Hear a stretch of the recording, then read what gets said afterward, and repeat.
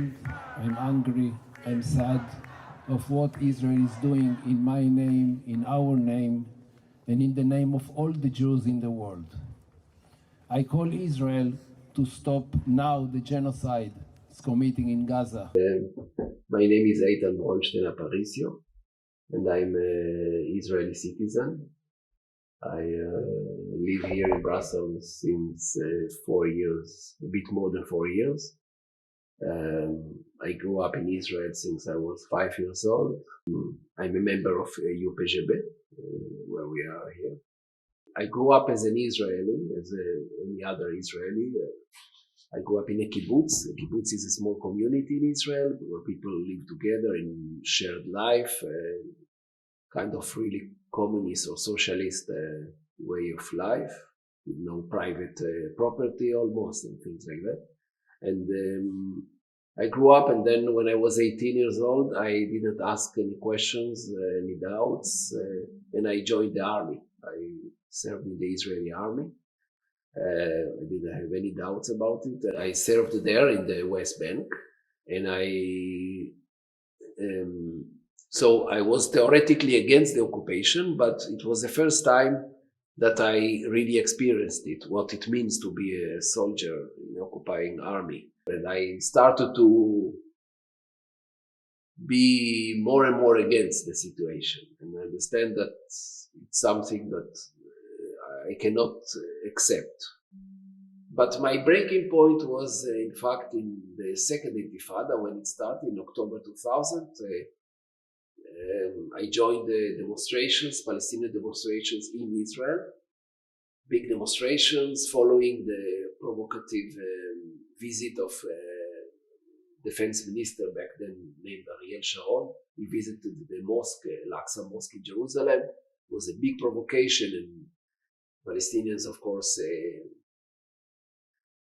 demonstrated and were killed. Tens of Palestinians in the West Bank, Jerusalem, were killed. And then I understood that, in fact, the issue here is the core of the Zionism, and the main idea of Zionism is that Israel, the land of Israel, which is in fact Palestine, but they call Zionism, call it the land of Israel, belong only to the Jews.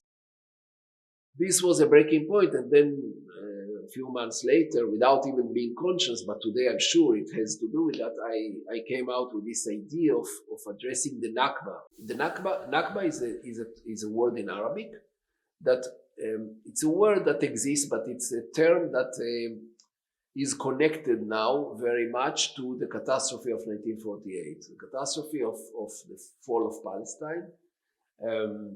In 1948, Israelis or Zionist forces expelled 750,000 Palestinians from their homes, not allowing them to return.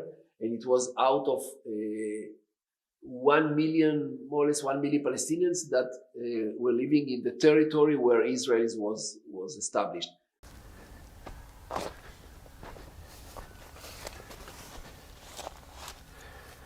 פה היה הבית של סנדה עשן סאקר אבוסיטה.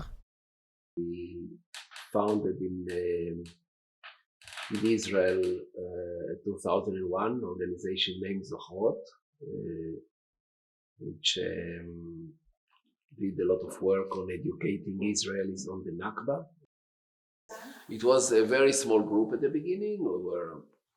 At the very beginning, we were, I don't know, 10 activists. It was all volunteers, of course.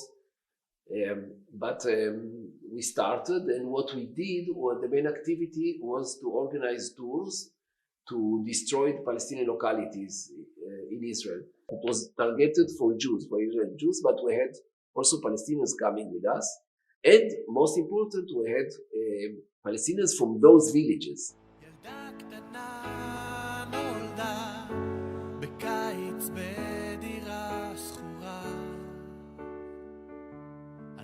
Was it Zochrot from 2001 until 2015, and then I left Zochrot. I established together with my wife, Eitan Bronstein, an organization named Decolonizer, And the idea of the colonizer was to look at the situation as a colonial situation. What we did here in this map, we marked all the destroyed localities since the very beginning of Zionist migration to Palestine in different colors. And we have also in green another category of green with some black inside, which are localities, areas that Israel is destroying now and into the future.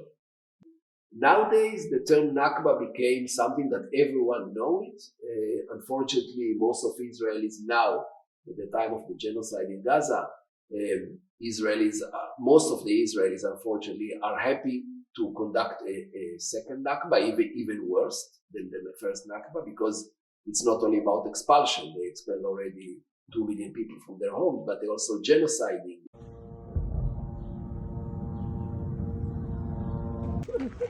من في الحلم ما شفناه حق الله السلام عليكم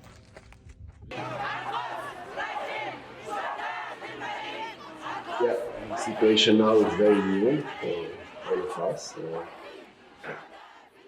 Palestinians, of course, are suffering an unprecedented violence in Gaza Strip, and Israel is becoming more and more extreme. It's really frightening what we see in Israel. The actual government in Israel, that is it's a far right, it's an extreme right government that we never had before. And this government pushed since its beginning to a very extreme policy and violence policy against the Palestinians. And the Palestinians in Gaza didn't have any other choice than to resist. So they attacked on October 7. They did, of course, some atrocities that cannot be justified. Yeah, Israel is in a phase of taking revenge, and because the defeat is so strong, there is not enough revenge. There will be never enough revenge. I think many Israelis would want, if not to kill all the Palestinians, at least to expel all of them from Gaza, yes. For example, a survey that was just conducted in Israel a week ago, they asked the people, the Jews, what do you think about humanitarian aid to civilians? 70% of the Israelis oppose it. 70% humanitarian aid. It means that for 70%, it's better to starve them. For me, it's like a nation, a whole society that lost its head, really, and its conscience, its heart and its conscience, its logic.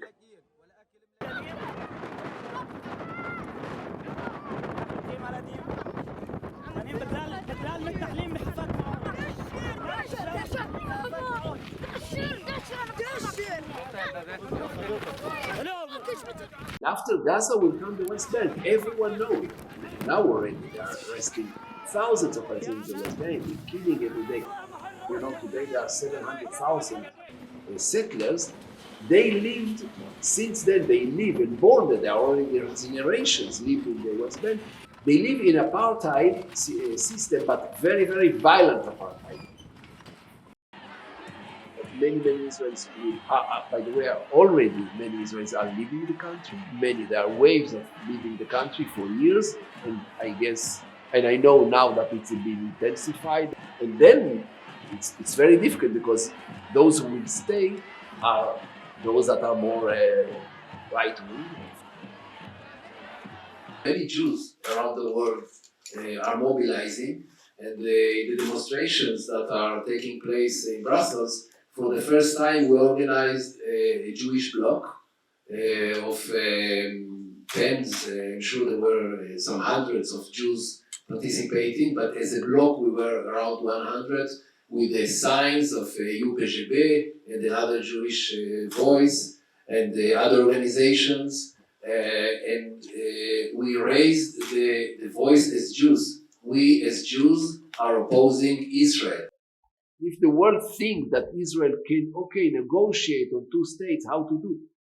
It's clear that this is not going to happen. So there is a very clear situation here of a clash that cannot be resolved. And My thinking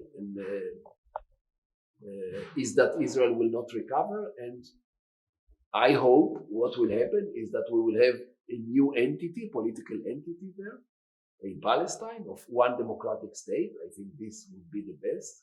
Of course, it's very difficult to see it today, but I think this is where it would go. הזמן עבר, הכאב נשאר.